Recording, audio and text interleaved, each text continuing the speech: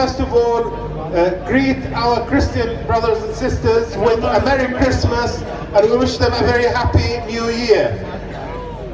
Jerusalem is a very important city for Christians, for Muslims and for Jews, but also for all other people of the world. They see it as a very special place. I have to say, I'm very proud to say that I am from Jerusalem. I'm a Palestinian from Jerusalem. Both of my parents were born in Jerusalem, but because of the occupation, because of Israel's practices, my father, who died here in Birmingham, I couldn't bury him in Jerusalem, and he was buried in Birmingham. And that is the kind of thing that Israel does, which we are against. We're gathered here today because, apart from the fact that Israel continues to oppress the Palestinian people, the issue of Jerusalem has become very important. But it's important to remind everyone that there's still a siege on Gaza. 2 million people have been living under siege for 10 years, something that brings shame on the whole world that is allowed to continue. There are something like 7,000 Palestinians who are incarcerated in Israeli jails.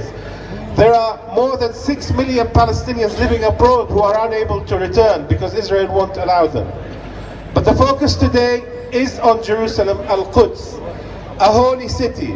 I was in Jerusalem for the last time, June of last year, and I was able to go to Al-Aqsa Mosque and to visit the Church of the Holy Sepulchre in Jerusalem, to walk its streets that speak of history that goes back for thousands of years.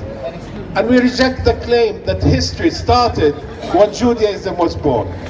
History was there way before that. The Canaanites inhabited that land, and for Israelis to claim that it only belongs to Jews is completely false, and we reject it out of hand. And therefore we reject Donald Trump's claim that Jerusalem is the capital only of the Jewish people. That's what he said. We reject that because it is holy to so many people all over the world. What the United Nations did was to bring the United States in front of the world media to show that they are siding with an apartheid state rather than siding with justice, something that was completely rejected.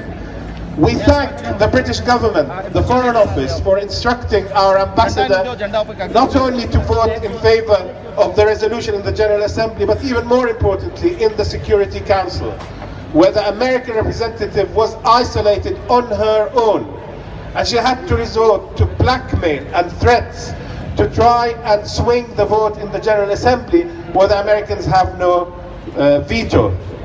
Thankfully, 128 countries stood with justice. They sent a clear message to the Americans that just like Balfour, who gave away Palestine to the Zionists, we reject that. And in the same way, we reject the attempt by Trump to give Jerusalem to an apartheid, colonialist, racist state, Israel. Thank you all for coming out today to support the Palestinians. Jerusalem is for all of us, and it is the capital of Palestine. Thank you for coming out. Thank you.